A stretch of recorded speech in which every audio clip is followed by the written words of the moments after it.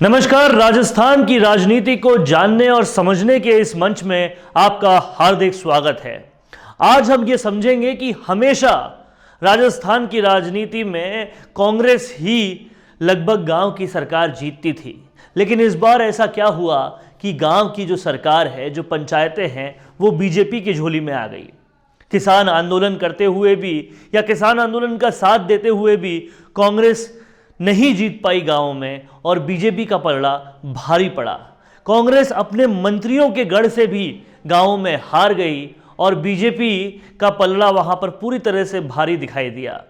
क्या इसकी वजह है, इसको बहुत गहनता से हम समझेंगे और इसके बाद हम यह भी समझेंगे कि इस हार का खामियाजा राजस्थान कांग्रेस को कितना भुगतना पड़ेगा।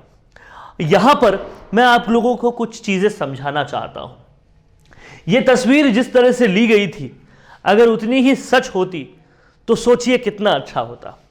सोचिए अगर गहलोत और पायलट ऐसे ही मुस्कुराते रहते संगठन में और ऐसे ही साथ में रहते जैसे इस तस्वीर में दिखाई देते हैं, तो शायद गांव के सरकार की इतनी हालत बुरी नहीं होती।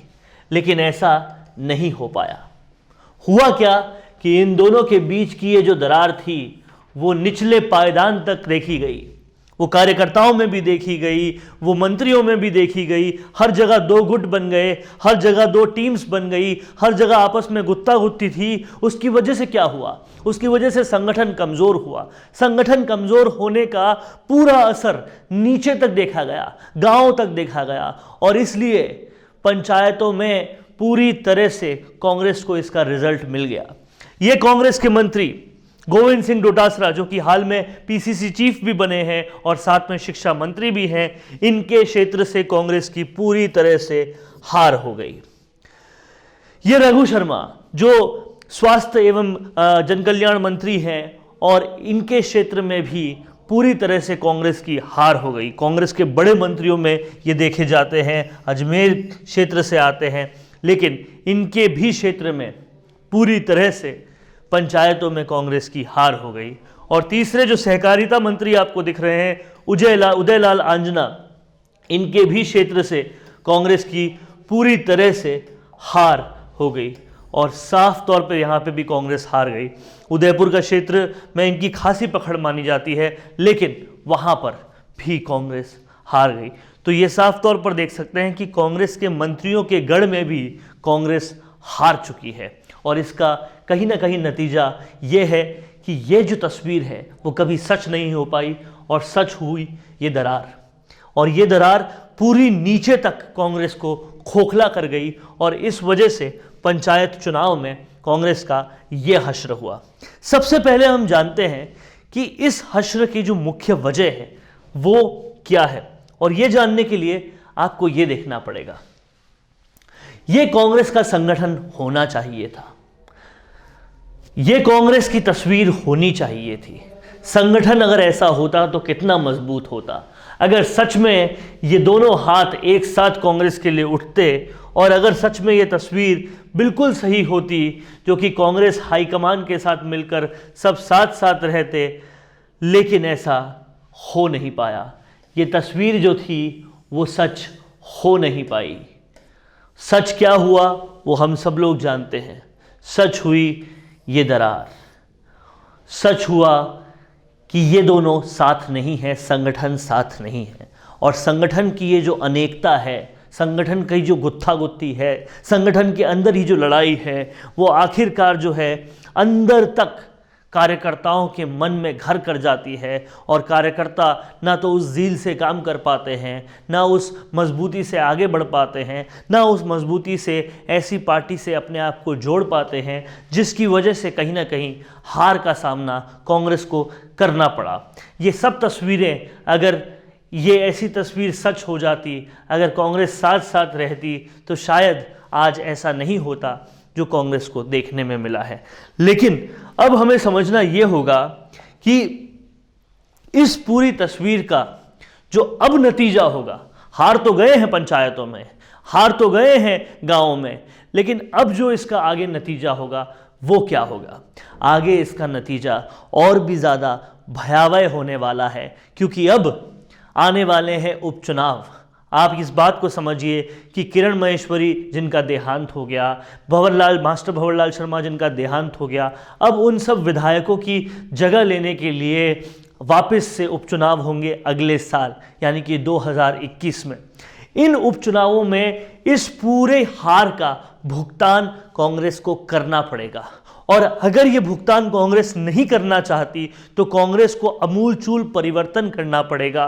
कांग्रेस को सचिन पायलट सहित उन सारे कार्यकर्ताओं को सम्मान देना पड़ेगा जिनका सम्मान कहीं ना कहीं चकनाचूर कर दिया है। संगठन को वापस साथ में लाना पड़ेगा, और अब सोचना पड़ेगा कांग्रेस की आलाकमान को कि अब कैसे इस तस्वीर को उन्हें सच करना है, कैसे इस तस्वीर को उन्हें जीवंत करना है, कैसे इस तस्वीर को उन्हें वापस प्रैक्टिस में लाना है, कैसे कांग्रेस के दो जो पिलर्स है राजस्थान कांग्रेस को, उनको हाईकमान के साथ और एक दूसरे के साथ लाना है। जब ये हो पाएगा तभी कांग्रेस में वापस सब कुछ ठीक हो पाएगा, और तभी शायद उपचुनावों में कांग्रेस अच्छा कर पाएगी। नहीं तो जिस तरह से कांग्रेस का ग्राफ नज़र आ रहा है, जिस तरह से कांग्रेस नीचे जाती जा रही है, वो वाकई में जो स्थिति है बहुत भयावह दिखा रही है, और पूरी तरह से भाजपा की तरफ जनता का रुख बढ़ता जा रहा है। संगठन को अब सोचना पड़ेगा कि उन्हें क्या करना है, और तभी कांग्रेस की हालत राजस्थान में ठीक हो पाएगी। नहीं तो आने वाला उपचुनाव और उसके बाद जब विधानसभा चुनाव भी होगा तो भी कांग्रेस को संगठन के आंतरिक जो गुत्थम गुत्थी है उसका खामियाजा भुगतना पड़ेगा। आपको ये समझना पड़ेगा कि ये गुत्थम गुत्थी पूरी हायरार्की में बन गई है। अब ऐसा नहीं है केवल इस टॉप हायरार्की के लोगों के बीच में ही लड़ाई है, इनकी वजह से पूरी निचले स्तर तक टीम्स बन चुकी है कि मैं इसकी टीम का हूँ, मैं उसकी टीम का हूँ। दोनों ही एक दूसरे को काट करने में लगे हुए हैं, और इसलिए पंचायत चुनाव ने साफ साफ दिखा दिया है कि इस गुत्थम गुत्थी का क्या नतीजा होता है, और ऐसे नतीजे और भी आने वाले वक्त में भयावह होते जाएंगे, और इसका असर साफ तौर पर अब मंत्रिमंडल फेरबदल में भी दिखेगा, और साथ साथ इसका असर अब जो नियुक्तियां होनी है, राजनीतिक नियुक्तियां होनी है, साथ साथ जो आयोगों में नियुक्तियां होनी है उन्हें भी दिखेगा। इन सब नॉन परफॉर्मिंग मिनिस्टर्स को अपना खामियाजा भुगतना पड़ेगा, और अब परफॉर्मर्स को आगे लाना पड़ेगा। होना यही चाहिए, लेकिन अब देखना ये होगा कि कैसे अजय माकन की जो कमेटी है वो इन दोनों से बात करके ये सारी चीज़ें कर पाती है, क्योंकि राजस्थान की राजनीति की स्थिति बड़ी विचलित दिशा में जा रही है, और कैसे राजस्थान कांग्रेस इसे ठीक करती है। क्योंकि जब सत्ताधारी पार्टी अपने अंदर की लड़ाइयों को ही ठीक नहीं कर पाएगी तो कैसे वो राज्य का विकास करेगी, कैसे राज्य आगे बढ़ेगा। ये वाकई सोचने वाला विषय है, और इसके बारे में हम सबको सोचना पड़ेगा, कांग्रेस आलाकमान को भी सोचना पड़ेगा, और अगर इन्होंने नहीं सोचा तो फिर जनता सोचेगी, और जनता को अपना मैंडेट बदलने में ज़्यादा वक्त नहीं लगता।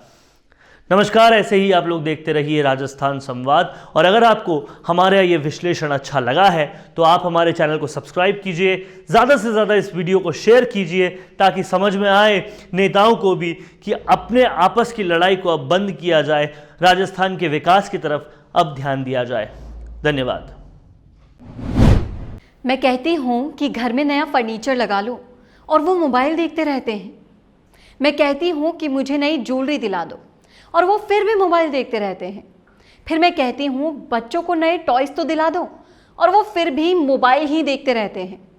इसके बाद जब मैं उनको मोबाइल देखने के लिए टोकती हूँ तो पता चलता है कि वो जो मोबाइल देख रहे थे ना, उसमें वो दरअसल फर्नीचर, ज्वेलरी और टॉयज़ लेने के लिए गूगल पर सर्च कर रहे थे। जाहिर सी बात है, ये केवल हमारे साथ तो नहीं हो रहा।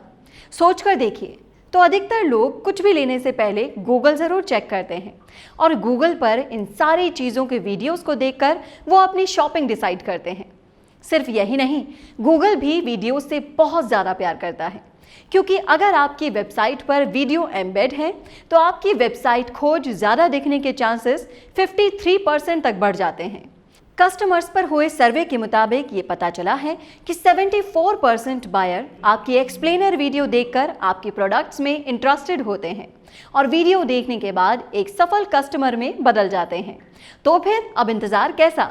अपने बिजनेस को लाइए वीडियो प्लेटफॉर्म पर और बढ़ाइए अपने सेल्स।